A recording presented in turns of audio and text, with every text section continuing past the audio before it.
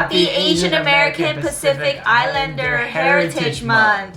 Whew, that was a mouthful? In the month of May, we are celebrating Asian American Pacific Islander Heritage Month. And we thought we would talk about a couple of our favorite comedy films, and also comedy shows that we really like and we would love to share with you guys. When it comes to like finding shows and movies and stuff, we almost always gravitate towards something funny because why not? We like having a good time and laughing at stuff because that's just who we are.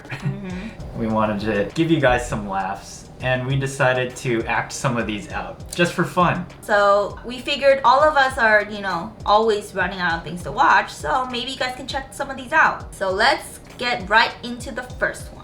We highly recommend is a movie called Always Be My Maybe. It stars two very prominent Asian American actors and actresses who are Randall Park, who you might have seen in Fresh Off the Boat, some other movies and TV shows, and also stars Ali Wong, the stand-up comedian who you can also see on Netflix, who has a couple of different Netflix specials, and one of her favorite comedians. She's hilarious. Yeah. You'll guarantee be laughing on the floor if you watch her comedy. So the summary of the movie goes, without spoiling too much, childhood sweethearts have a falling out and don't speak for 15 years, only reconnecting as adults when Sasha runs into Marcus in San Francisco. Although the old sparks are still there, the couple live in different worlds. So let's start by saying, why do you like it? We like it because it's just a really funny love story. Like, it's a love story that's is really sweet, but also really hilarious at the same time. Yeah, without being too serious. So putting them two together, they're just so funny. They just produce a really great movie that we think everyone can relate to, not just Asian Americans. Like I said, we're trying not to spoil it too much, but even in the trailer they show Keanu Reeves, so it's not too much of a spoiler. He has a really great cameo in it, and it's worth watching even just for that. Yeah, it's a great movie. And also the music in that movie is really great too. Yeah, I was hooked right at the beginning. They play 93 Till Infinity. There's a particular scene in there that's very vulgar, but I feel like at the same time it's very Lisa. I don't know if that was a compliment or an insult. Here's the scene.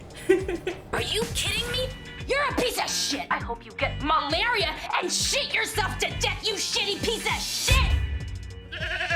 Are you kidding me? You piece of shit! I hope you get malaria and shit yourself to death, you shitty piece of shit! Number 2 is a show called Nora from Queen. It stars Awkwafina, who you might have seen on the movie Crazy Rich Asians.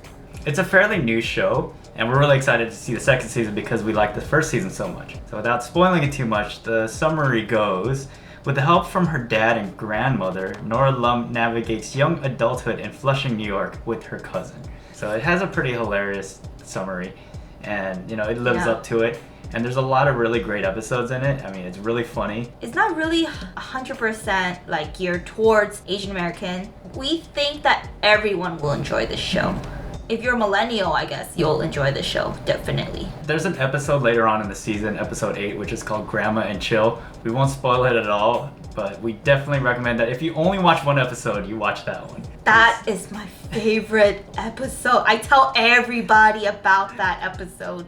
Yeah, and also there's a couple of other characters in there. Bowen Yang, who's on SNL, he often steals the show, as well as Laurie Tan Chin, who you might have seen from Orange is the New Black. Definitely steals the show a bunch of times, and she's really hilarious. Definitely check out this show. So the reenactment is here. Here's the original clip first. What else? An app that shows what you would look like as a decaying corpse. That's tight. That's a good one. No! An app that tells you if a ghost is friendly or not. What? An app that finds your long-lost friends. An app that lightly stimulates your butthole. An app that lightly stimulates your friends. An app that beckons squirrels. An app that, it's like Tinder but for parakeets. I need more! An app that will show you what you would look like as a decaying corpse. Ooh, that's tight. That's a good one. No! An app that will tell you if a ghost is friendly or not. What? An app that finds your long-lost friends. An app that stimulates your butthole. An app that stimulates your friends. An app that beckons squirrels. An app that's like Tinder, but for parakeets. I need more! And number 3 is a Canadian show. So it's in North America, but the name is Kim's Convenience. Yeah, this is one of our favorite shows, and we're really sad that it came to an end. So it came to an end after 5 seasons. You can find it on Netflix. You can watch all the episodes that are there. We definitely recommend it. They're really short, quick episodes, and they're really fun to watch. The summary goes, Kim's Convenience tells the funny and heartfelt story of the Kim family. Mr. and Mrs. Kim are Korean-Canadian convenience store owners who have worked hard to give their now 20-something children Janet and Jung a better life in Canada. So just with that summary, I feel like a lot of people with immigrant parents are able to relate to it. And it blends a really good balance of different themes in the show and connecting it with comedy. So it's really great to watch in that aspect of it. There's very few shows that have that sort of balance where they talk about serious topics but also is hilarious at the same time. And bonus if you understand some of the Korean jokes too.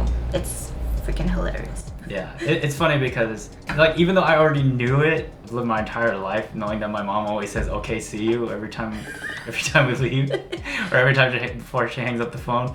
But that part is definitely relatable. We liked the show so much that we took a trip to Toronto. You can watch here. And took a pilgrimage to the store. We definitely recommend doing that. So if you're a fan of the show, go check it out in Toronto if you're over there, post-pandemic, safer times, and check it out. It was really fun. So here's the original clip that we liked and our reenactment right afterwards. Oh, no, I'm not gay. It's okay. Sometimes gay take time. It's okay. Sometimes gay take a time. The next 2 are going to be honorable mentions. They're really funny movies that we think that if you have the chance and you have the time, we think you should watch it. The first one is called Pong Playa. It's as ridiculous as the name sounds. Like that's pretty much what we can say. It's total nonsense. But it's funny. That's really the best way we It's can like put it. nonsense funny. So hilarious. In one sentence, here's the summary. A slacker, Jimmy Sai, must preserve his family's honor by winning a ping pong tournament. It's about this guy who is Asian and he thinks he can be the next NBA superstar, but he doesn't have the skills. Yeah. But I mean, we've all been there. Everybody's wanted to be an NBA star. Yeah. As a slacker. And instead, he has to become a ping pong player. You know what? I got a few minutes to kill.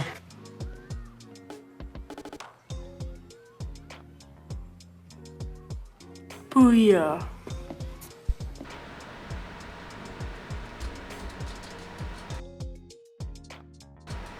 Booyah. And then the next movie that we think is really hilarious, or Peter does because I never seen it, is called Finishing the Game. Quick summary of the movie itself. Martial artist Bruce Lee dies while filming Game of Death. The producers decide to hire a stand-in for Lee. So there's that's where the movie really takes off. There's a lot of really hilarious parts in that. Overall, as a movie, I think it's like hit or miss for a lot of the parts, but there's one scene in there that I just love so much, and I've cut it into previous videos, and it's the scene where they're auditioning. So without spoiling too much, but there's one that we wanted to reenact because I think it's so hilarious. And she has never been able to say even the line without cracking up. And I've not even seen the movie, but Peter freaking loves that movie too. Here's the clip. I'd like very much to be part of your movie. In my village, Vietnam, I dreamed of being on the big Hollywood movie screen. Okay, let's get started.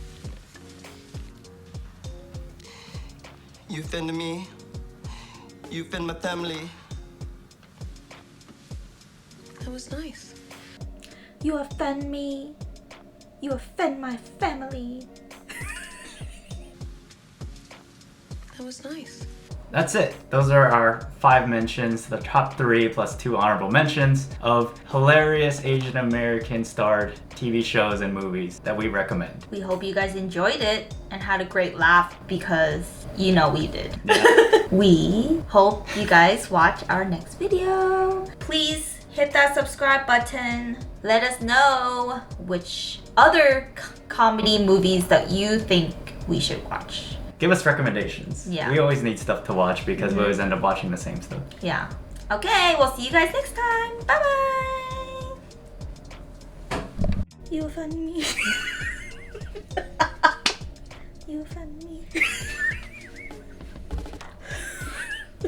You offend me.